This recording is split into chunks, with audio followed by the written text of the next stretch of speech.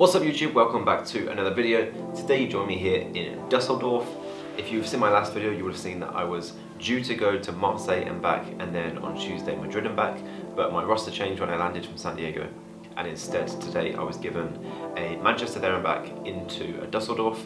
Now I'm here in Dusseldorf, stay here for the night, and tomorrow I do the exact reverse, so back to London, and then Manchester then back again, and then I can go home. Today I'm going to do a quick Q&A, running through a few questions that people have been asking on my last few videos. Most of the questions that people have asked I have responded to with a comment, but there's a few that I've left if they require a longer response, and then there's a few that I think people might find interesting if they haven't read the comments, so I'm just going to answer them in this video anyway. So to kick things off, Marius is asking, how often do you fly on the A380? Generally, you will fly on most aircraft you're trained on every month. I think you need to fly on the aircraft you're trained on at least once every 3 months to keep your recency. So I would always fly on the 380 once every 3 months, but generally I would fly on it pretty much every month. TK is asking, how long have you been working as cabin crew? Also, where do you usually work, economy, business, first? I have been working as cabin crew for about a year and 7 months now, and I would probably say I usually work in business. I got trained in first around the start of the year, so I haven't been working there for too long. At BA, you can request positions before the flight, so if you know who the CSM is, you can send them an email saying, hey, my name's Bradley, I've been with the company for a year and a half, I'm trained in all cabins and really looking forward to the trip, can I please work in? And then you can say what cabin you want to work in, or you can give the exact position detail of which position you want to work in. I don't normally send a request. I'm like one of those people that I'm just happy to work wherever, and I'd rather let other people get their choice, so I'm happy to just fill in wherever it's needed. But yeah, generally business the most, but I do like to switch it up because I get a bit bored of doing the same thing over and over again. So I like to go down to Traveller, I like to go into first, but most of the time business. Hey Joe is asking, is there a toilet in the crew rest area? Great question, Joe. No, there isn't. On the aircraft I fly on, there isn't anyway. Personally, I'm not on the 747, but I think I've heard someone say that there is a toilet in the 747 crew rest area. Maybe someone can answer that in the comments. Bernardo NG is saying, talk about the African layovers. Why are they dangerous and why don't they let you leave the hotel? What do you do then? What happens if you leave? If you saw my cabin crew what we actually do video, I said that at every destination you go to, you're allowed to do whatever you want, except in Africa, most of the time you're not allowed to leave the hotel. In Johannesburg and Cape Town, so South Africa, you can pretty much leave the hotel. Johannesburg, not so much, there's not as much to do around the hotel, but Cape Town, I've not been myself because it's only on the 74. I know a lot of crew go out and they go to restaurants, they go climb Table Mountain, that kind of stuff. Johannesburg, most of the time we just do safaris and they would come to the hotel and pick you up. Other African destinations I've been to are Abuja in Nigeria, Luanda in Angola, and Nairobi in Kenya. In all three of those, I don't think we're allowed to leave the hotel. You wouldn't want to leave the hotel anyway, there's not really much around the hotel. It's one of those destinations where you would stick out like a sore thumb, and it is quite dangerous for you to leave the hotel, so BA would rather you stay in the hotel. I know in Nairobi, a lot of people go to a elephant sanctuary and a giraffe cafe where you sit and have breakfast and giraffes stick their head through the windows. So you can go to stuff like that and it's just around the hotel. But yeah, generally in Africa, we don't leave the hotel. And what do? We sit by the pool, eat food and drink. Diana is saying, do you know any flight attendants that are 19 or 20 years old? Is it common? Yes, I think you have to be 18 to apply for BA, and I meet loads of crew who are 19, 20, 21.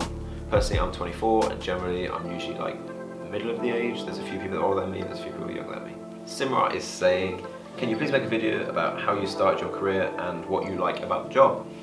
So I went to university, I did accounting, and when I graduated I didn't want to go straight into accounting. I'd been studying at university for 4 years, and obviously I've been at school before that, so I just wanted a bit of a break from studying and exams and 9 to 5. I just wanted to do a job that's pretty easy, pretty chilled, and at the time my sister was working for BA, as some of you know. So that's how I knew about the industry, that's how I knew about how great the job is, and I just wanted to go for it. I just wanted to travel the world, I just wanted to do something fun. So yeah, I went for it and here I am. Things I like about the job are, you go to work, you get home, you're done. There's nothing to do at home. I like the days off you get. What the job gives you, 2-3 days off in the middle of the week where you can just hang out with your friends, your family, and do what you want. I like traveling the world, I like seeing different destinations, I like working with new people all the time. It makes it always interesting. And I enjoy like the customer service role. I worked in customer service most of my life. So yeah, I enjoy engaging with customers and making people happy. Arhad is saying, is it up to you to decide the month of your annual leave or the airline decides? No, you can choose your annual leave, but it works out on a points system basically, and you bid for it in 6-month blocks. So I think you bid around May or June for winter leave, which is October through to March, and based on your annual leave that you took in the previous 6 months or 12 months, each day is allocated points of how popular it is. So weekends and school holidays are very high in points, and middle of the week is low in points. So if you're someone who has taken lots of unpopular days, you're more likely to get your bids in the next 6 months. But if in the previous 6 months you're someone who has taken always weekends and school holidays, you're more unlikely to get what you bid for next month. So it's up to you. But then there's an availability calendar that we can check constantly, and the days turn from like red, no availability, to orange, a few availability, and green, loads of availability. And if you go on the availability calendar, you see a day off that you want, like you didn't get it when you bid, or you just want to change your annual leave, and you can see it's free, then you can just swap it on the system, unless it's for the next month coming up, because scheduling will be making the rosters and you can't affect your leave in that month. But once your roster comes out, you can then move leave into a roster, providing it's green, and you can move leave out of a roster. Matthew is saying, seems like you have heaps of time to explore. How long is the longest you could possibly get for a layover? As I said in cabin crew, what we do, most layovers are 24 hours.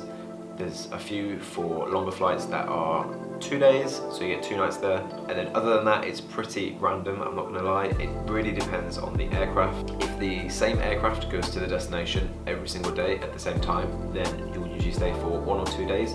But if a route is served by 2 different aircraft, maybe like a 7-8 and a triple, or a triple and a 7-4, then you might get like 5 days down route, because you would be down route until the same aircraft type comes to that destination again, and then you would work back on that aircraft. So it varies. I think the longest I've seen is like a 7-day or like a 9-day Shanghai and stuff like that. But it's few and far between. Revi Del Rey is saying, love the channel. I was wondering, what made you work for British Airways? Why not Emirates or Qatar? Furthermore, I was wondering, is it possible to be too overqualified for the position in terms of what you had a doctorate degree of some sort?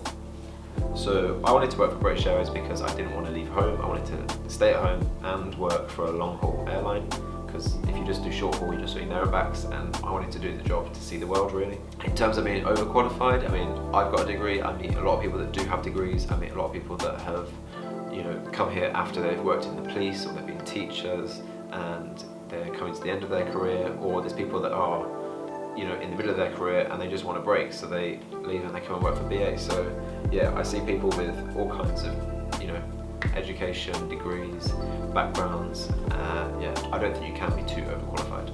Raj is saying, do you fly to any city in India? British Airways do fly to India, but certain routes are served by different fleets. So within Europe, routes are split between Eurofleet and Mixed Fleet, and then for the rest of the world, routes are split between Worldwide and Mixed Fleet, and currently all the Indian routes belong to Worldwide. I've had a few questions about the height you need to be. It's a very specific question, I don't know why, but I think you need to be between 5'2" and 6'1", and of course I've had a lot of questions about the pay. All I'm going to say on the pay is it's advertised as 21 to 25k, and in the last tax year I earned somewhere in the middle of that region. So yeah, I would say it is as it's advertised on the website. Finally, Kevin is saying, when you're on break, do you still get pay or do they discount it? So the pay is split between a base salary and then an hourly allowance. You get paid the hourly allowance from the second you check in, which is about an hour and a half before the flight, to the second you get back to London, which is about 45 minutes after the flight pulls onto stand. So the whole time you're away, every single hour, you are getting paid your allowance. There we go, that's it. That is all the questions for today's video. If you have any more questions, either about cabin crew or either just like about me, personal life, like a more generic Q&A, then drop a comment below and I'll do another Q&A in the next couple of weeks. Right now I'm going to head down for a drink with the crew, and the captain wants us all to go out for a kebab, so I think we're going to go for a German kebab I will catch up with you in the next video.